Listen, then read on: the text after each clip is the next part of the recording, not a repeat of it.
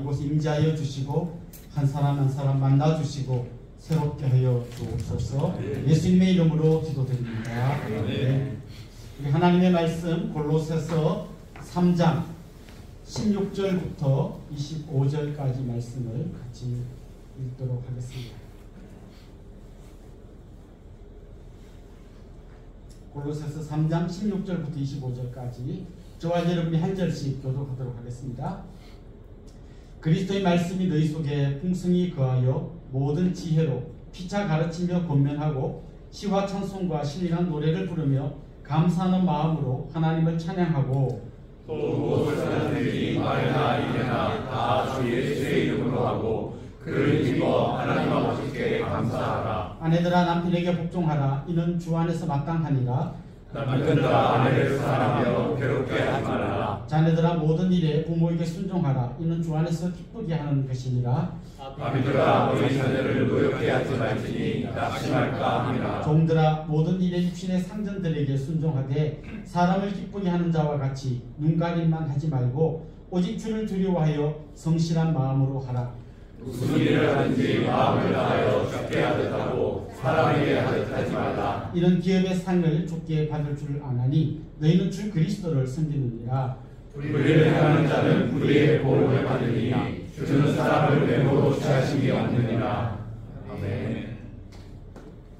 창세기에 보면 야곱이 아버지와 형을 속이고 도망하는 장면이 나옵니다.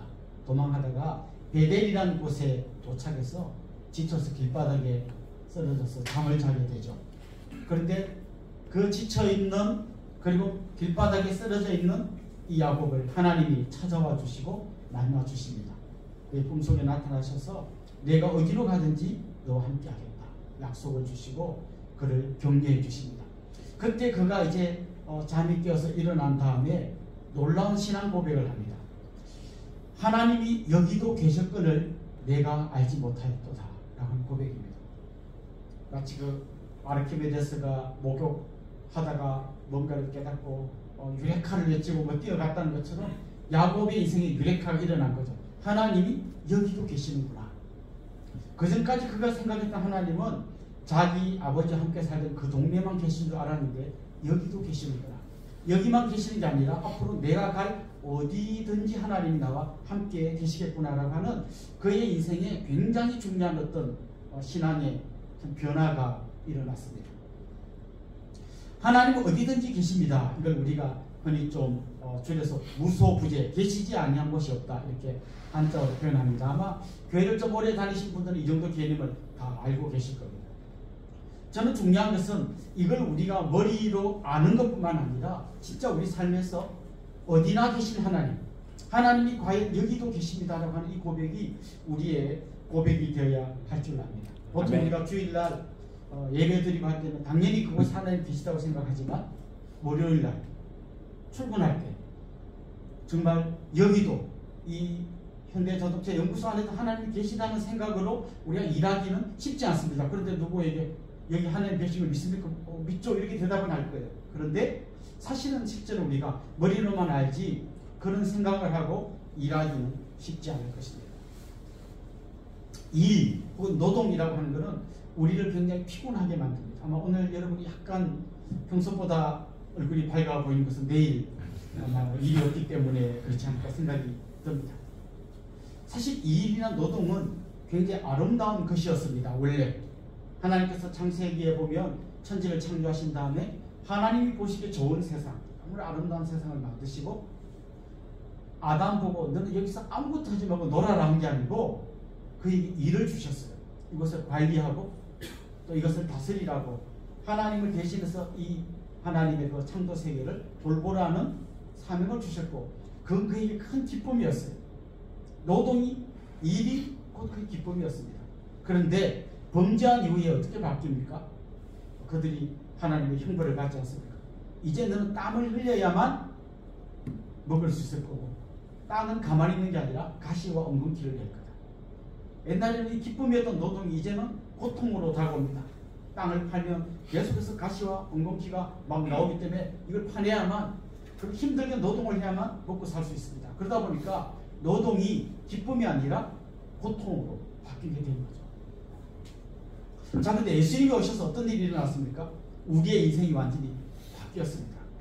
우리가 죄인에서 의인으로 바뀌었고요. 하나님의 원수에서 하나님의 자녀로 바뀌었습니다. 그런데 이걸 우리가 좁은 영역에서만 생각하면 안 되고 진짜 예수님을 믿는 사람의 삶 안에 어떤 게 찾아와야 되는가 하면 창조 때 갖고 있었던 그 영광을 범죄함으로 다 잃어버렸다면 예수님 만나고 이게 다시 회복돼야 되는 거예요. 그 회복 중에는 의인이 죄인 되는 회복이 있을 뿐만 아니라 노동에 대한 회복도 있어야 된다는 거예요. 다시 말하면 더 이상 노동이 고통이나 어떤 형벌의 개념이 아니라 다시 하나님이 처음 인간을 만드시고 아담에게 선물하셨던 그 노동의 기쁨을 우리가 회복해야 된다는 것입니다. 사실 오늘 우리가 읽은 말씀은 좀 그런 차원에서 기록된 말씀이라고 보면 좋겠어요. 이 골로새서 3장이 시작되는 1절에 보면 이런 표현이 나옵니다. 그러므로 너희가 그리스도와 함께 살리심을 받았으면 위의 것을 찾으라. 위의 것을 찾으라 그랬어요. 이 말을 우리 잘못 생각하면 위의 것이 있고 아래 것이 있구나. 그 위의 것은 뭐지? 교회 가서 예배 드리는 거, 아래 것은 회사 가서 일하는 거. 이렇게 나누는 거는 굉장히 잘못 나누는 겁니다. 가끔씩 제가 설명을 드렸던 것 같은데 여기 두부가 한 모 있는데 보통 우리 이렇게 잘라가지고 위에 것, 아래 것 이렇게 나누는데요. 그러다 보면 교회는 위에 것, 회사는 아래 것. 목회자의 직업은 약간 위의 직업, 노동자의 직업은 약간 좀 아래 것, 세상의 것을 추구하는 이렇게 나누기 쉬운데 그렇지 않습니다. 이렇게 나누는 게 아니라 이렇게 나누어서 진짜 우리 삶의 모든 방향이 하나님께로 맞춰진 것, 이게 위의 것이에요. 교회든지 가정이든지 직장이든지 목회자든지 평신도든지 어떤 위치에 있든지 그걸로 나누는 게 아니라 그 자리에 있는 그 사람이 진짜 하나님의 영광을 위해서 살고 우리 삶 전체가 하나님을 향하여 가게 한다면 그게 위의 것이 되는 거죠. 그렇다면 여러분은 교회에서 위의 것을 추구할 뿐만 아니라 회사에서도 가정에서도 위의 것을 추구해야 한다는 것이죠. 아멘. 그 위의 것을 추구하는 삶이 어떤 건지를 좀 설명하는 게 16절, 17절인데요. 16절에 이렇게 나와요. 그리스도의 말씀이 너희 속에 풍성히 거하여 모든 지혜로 피차 권면하고 시와 찬송과 신령한 노래를 부르며 감사하는 마음으로 하나님을 찬양하고. 여기까지 읽으면요, 이건 그 예배 안에 다 농축되어 있는 것들이에요. 찬송하고 하나님께 감사하고. 이 16절 말씀입니다. 그럼 17절을 한번 보겠습니다. 17절 이렇게 되어 있어요. 또 무엇을 하든지 말에나 일에나 다 주 예수 이름을 하고 그를 힘입어 하나님 아버지께 감사하고. 여기는 예배뿐만 아니라 무엇을 하든지, 가정생활 하든지 회사 생활 하든지 여러분이 그곳에서 어떤 말을 하거나 어떤 일을 하거나 그게 전부 다 하나님 아버지께 감사하는 마음으로 하라, 이렇게 되어 있습니다. 그러니까 진짜 위의 것을 추구하는 사람의 삶은 16절과 17절이 같이 가야 되는 거예요. 바른 예배와 하나님을 향한 열심과 함께 여러분의 가정, 여러분의 직장 생활에서도 이곳에 하나님이 계시다는 것을 믿고 그 하나님과 함께 나아가야 된다는 거죠. 종교개혁자들이 많이 주창한 중요한 개념이 있는데 만인 제사장이라는 말, 여러분 많이 들어보셨죠? 어떤 목회자만 제사장이 아니라 우리 모두가 다 제사장입니다. 그렇다면 여러분은 어디서 제사를 지내는 제사장이십니까? 여러분도 당연히 교회에서 예배 드릴 때 한 제사장으로서 예배를 드리는 거예요. 근데 거기만 있는 게 아니라 여러분 가정의 제사장이시고 이 회사에서도 여러분은 제사장의 사명을 감당하면서 살아야 합니다. 아멘. 저는 제가 사는 아파트 사람들이 대충 저를 압니다. 저 사람 목사다라는 걸 알아요. 그래서 저는 엘리베이터를 탈 때나 주차를 할 때나 항상 목사를 지켜보고 있는 사람들의 눈을 알게 모르게 의식하게 됩니다. 그렇다면 여러분은 어떻습니까?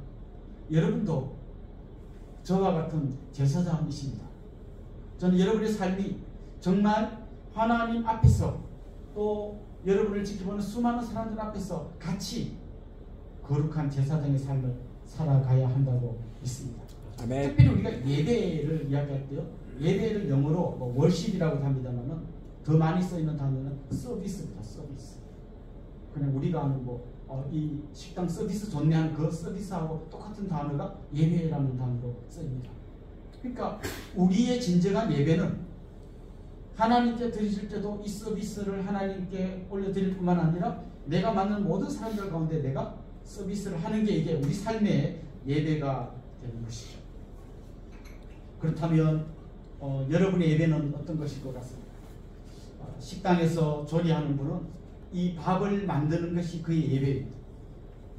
가정에서 자녀를 양육하는 것은 기저귀를 갈아주는 것이 그의 예배입니다.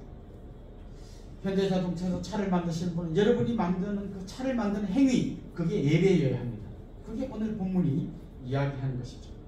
연구인분들은 나의 연구를 통해서 수많은 사람들에게 혜택이 돌아가게 해야 된다는 그런 예배자의 마음으로 이 일을 감당해야 한다는 것이죠.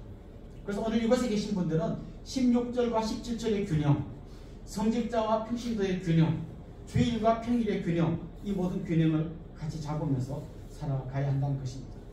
오늘 보면 22절 말씀 이하에 보면 종들아라고 하는 표현이 나와요. 종들에게 권면하는 말씀이 나옵니다. 요즘 시대는 종이란 제도가 없기 때문에 이 말씀은 오늘 이 시대에 우리하고 아무 상관도 없는 말씀 같지만 가장 비슷하게 적용할 사람들은 회사에서 일하는 사람들이에요. 사장님이 있고 일하는 사람들이 있습니다. 이 사람들이 이 말씀이 내가 이 회사의 종이란 말이 당연히 아니지만 이 말씀이 갖고 있는 원리는 우리한테 똑같이 적용돼야 한다는 거죠. 오늘 말씀에 세 가지 원리가 있습니다. 직장인들이 어떻게 일해야 하는가? 1번 주님 앞에서 일하라. 22절 이런 말씀이 나옵니다. 모든 일에 육신의 상전들에게 순종하되 사람을 기쁘게 하는 자와 같이 눈가리만 하지 말고 오직 주를 두려워하여 성실한 마음으로 하라. 이렇게 되어 있습니다. 누가 나를 지켜보고 뭐 어떤 회사는 보니까 CCTV로 일하나 안 하나 감시를 하더라고요.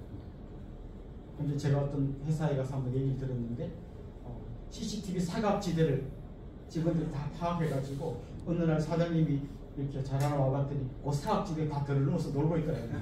그래서 내가 그동안 속았다 뭐 이런 얘기 하는데 우리 CCTV가 두려워서 일하는 사람이 아니라 하나님 앞에서 일하는 사람들인 거죠.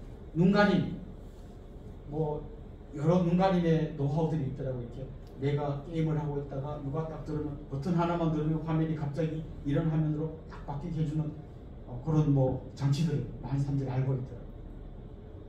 기억하십시오. 우리는 하나님 앞에서 일하는 사람들입니다. 아멘. 우리는 하나님이 우리의 감독자로 생각하고 일하는 사람들입니다. 두 번째는 이렇게 말합니다. 주님께 하듯 하라. 이렇게 되어 있습니다. 식당에서 일하시는 분들은 손님 한 분 한 분이 주님이라고 생각하고 그분을 섬겨합니다. 여러분들은 앞으로 여러분이 만든 차를 예수님이 탄다고 생각하고 만드셔야 합니다. 그게 이제 우리의 자세여야 한다는 것이죠. 사실 사람들이 어떤 자기 고객을 대하는 태도나 이게 누구인가에 따라서 굉장히 차이가 많이 나거든요. 옛날에 제가 교통사고가 나가지고 머리가 한 10바늘 정도 꿰맨 적이 있습니다. 차가 전복돼가지고 이렇게 했는데 병원에 갔습니다. 갔더니 이 의사 선생님이 너무 불친절한 거예요. 제가 여기 이제 조심해서 딱지를 앉혀놨는데 이분이 어떻게 막 휘집으면서 막 제가 아야 하고 막 이렇게 소리 지르니까 뭐 그 말이 아직도 기억나요. 제가 목사인 줄을 그분이 알았는데 목사나 이 사람 다 먹고 살려고 하는 거 아닙니까? 막 이 사람이 뭐야? 뭐 이랬는데 잠시 후에 우리 모친이 제가 사고 나서 이제 면회를 왔잖아요. 그런데 우리 모친이 다니는 교회 장로님이 이 병원의 원장이었어요. 그랬더니 이제 우리 모친이 전도사님이었거든요.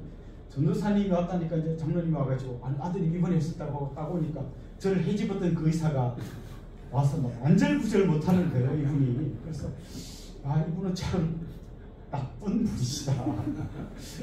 원장님 오니까 갑자기 막 급친절해지면서 막 어쩔 줄 몰라 하는데 만 이분이 아니었다면 저는 그냥 먹고 살려고 하는 거 아닙니까? 이런 얘기가 하나의 예상이 됐을 것 같아요.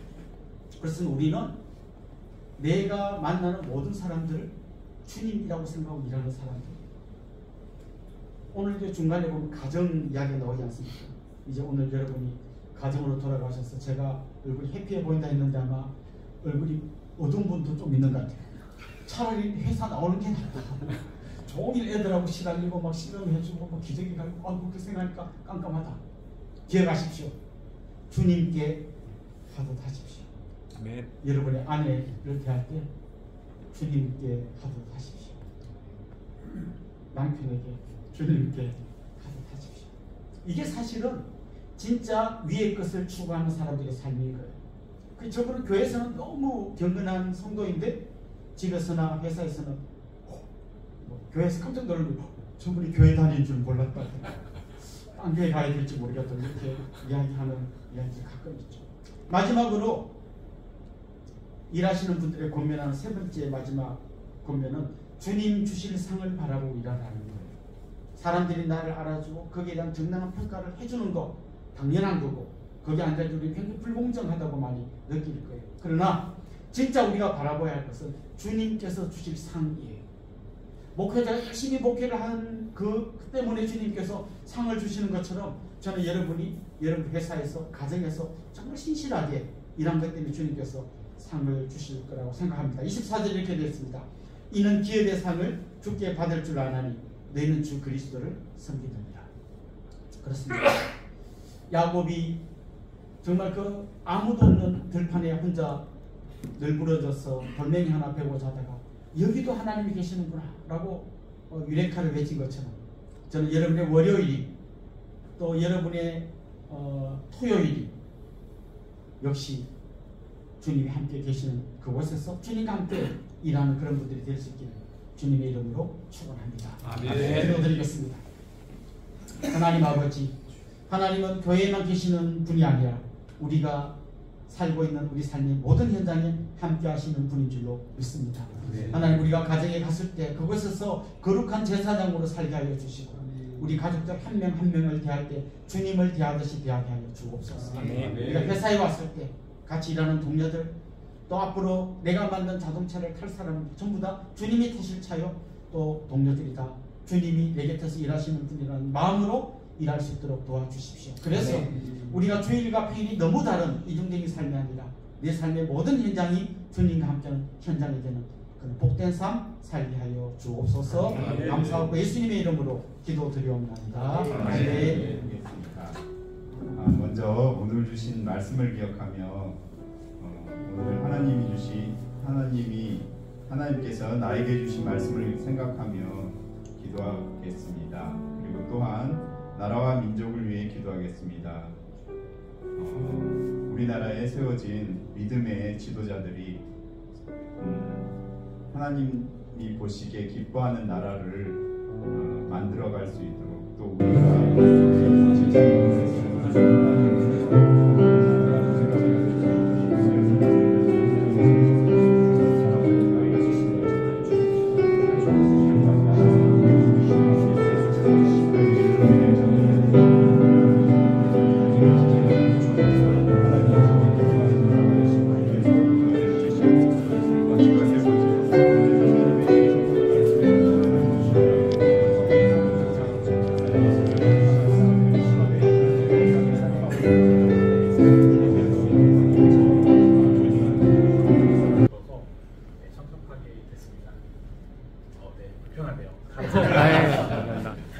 네, 다시 한번 뜨거운 박수로 저희가 조그만 선물을 준비했습니다. 컴퓨터기 상품인데